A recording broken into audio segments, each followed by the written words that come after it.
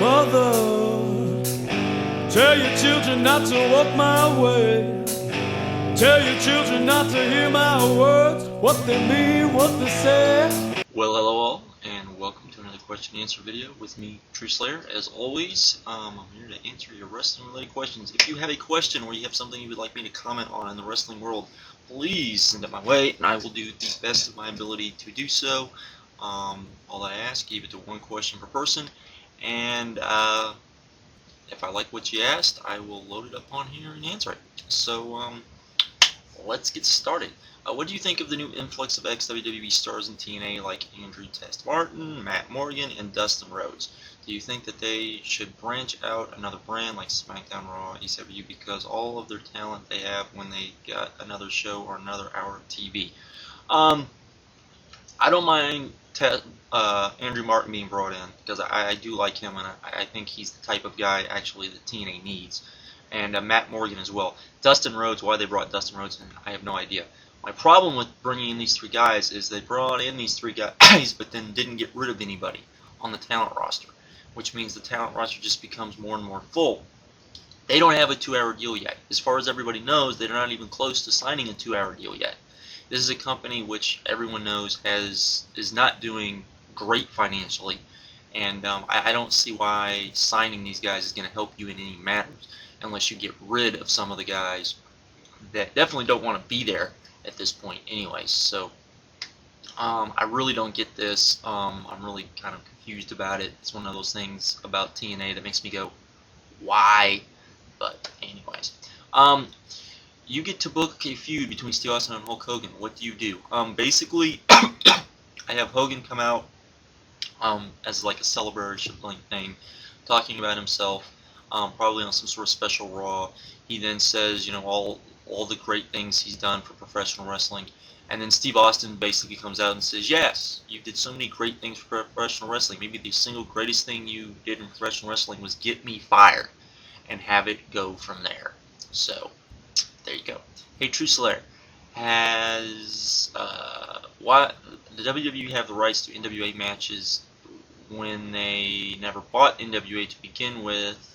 And since TNA and NWA named for 5 years, shouldn't TNA have the rights to the NWA library? Not necessarily. The NWA and the people that are part of the NWA own their individual libraries for the most part. So that's why the WWE now has NWA matches, because they bought the individual libraries from the promotions. TNA owns their own libraries, and for the most part, and the NWA does not own any part of that. So there you go, which is a big problem within the NWA, in my opinion.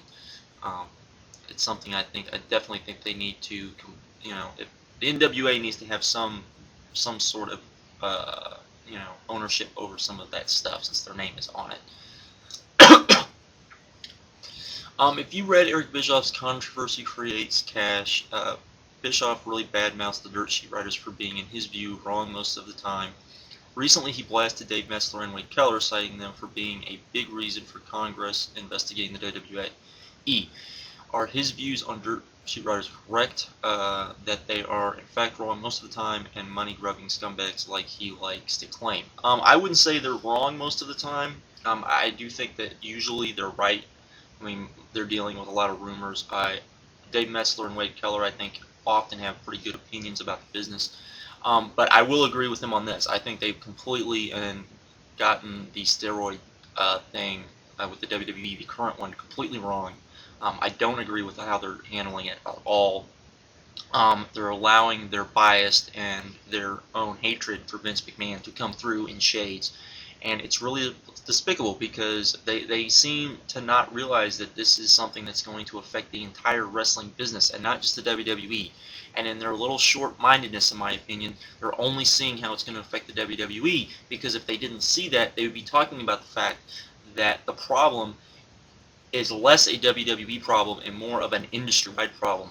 Because when you get into the indies, the very things that the media is talking about, the very thing that the sports people are talking about, is far worse than it ever has been in the WWE. Most of the guys who have died on that list had very, very small time in the WWE. Most of the reason why was because they were doing drugs or had other problems. So, and neither of these guys have brought that up, and in my opinion, that is just huge. Bob Ryder is the only guy I know of that has brought it up. So I do agree that they're kind of scumbags in that way because they're just trying to assassinate, in my opinion, characterly assassinate Vince McMahon.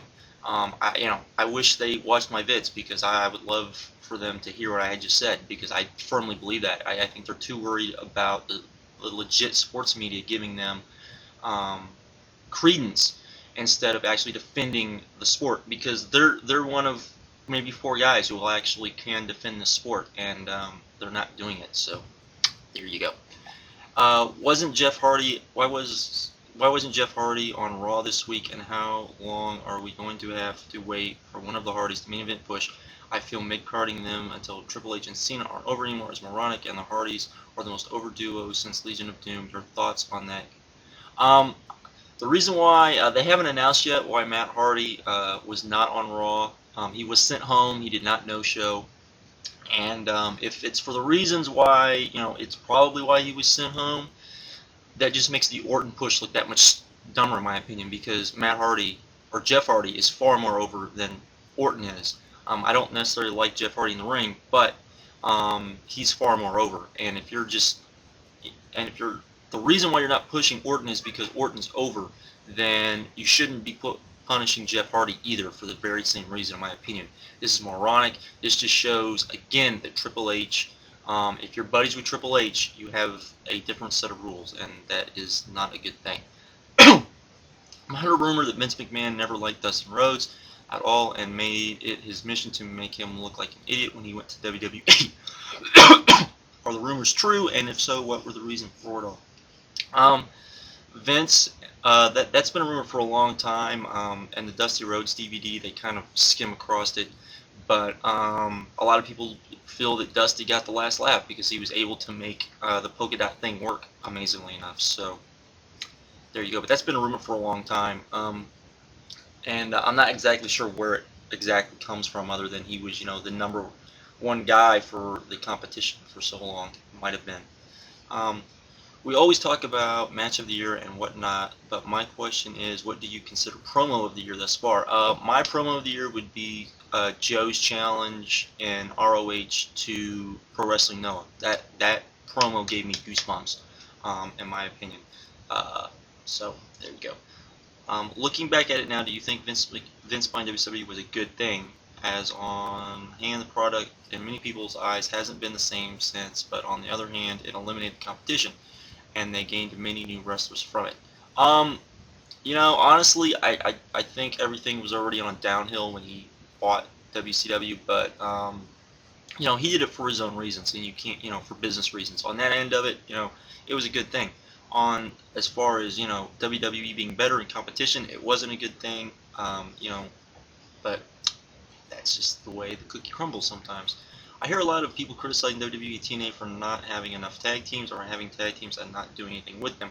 What about ROH? I mean, don't get me wrong, I love ROH, but besides the Briscoes, Eric Bischoff, Kevin Steen, and occasionally Hero Castagnoli, where is their big tag team division? Does ROH get exceeded because of their singles wrestlers so good, and we tend to push the tag team wrestling on the side, or do they just not have enough talent?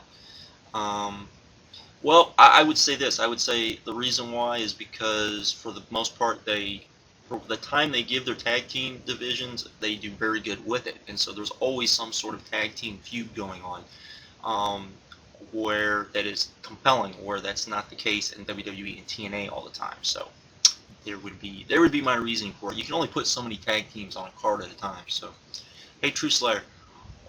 One of my questions for you is this. I have been a wrestling fan since I was a little boy, and I wanted to know what you thought of the world of entertainment and compared with wrestling. I personally believe wrestling is sports, and I think the world of entertainment is insulting to the wrestlers. I think they want to be looked at as people, but their careers on the line and entertain some strangers. I put it to you now, do you think the word entertainment is an insult to wrestling? And what are your views on the subject? I do think it somewhat is, because I do consider wrestling a sport. I don't consider a sport in the same consistence and the same way of boxing or MMA, but I do consider a sport in the same way of ice skating, diving, synchronized swimming, that type of thing. So there you go. And I'm out. Everyone have a good one.